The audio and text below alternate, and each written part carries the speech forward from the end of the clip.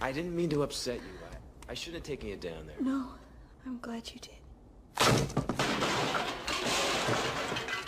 Steel. Well, what's wrong with this picture? Jenna, join me for dinner. You start at one end, I'll start at the other. And when we get to the middle, well, you tell me. All right, Steel. No, Balto.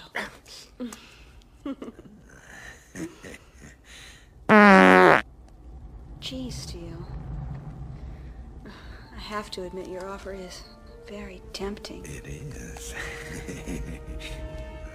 But these days I prefer my meat cooked. Come on, let's go! What's all the noise? I think it's over here. Jenna, come on.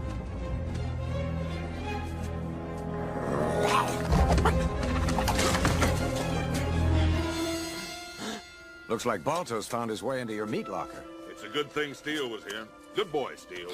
You've earned these. Besides, I can't do anything with them after that wild animal's touched them. Go on, get out of here, you thief! Come on, Jenna, let's go home.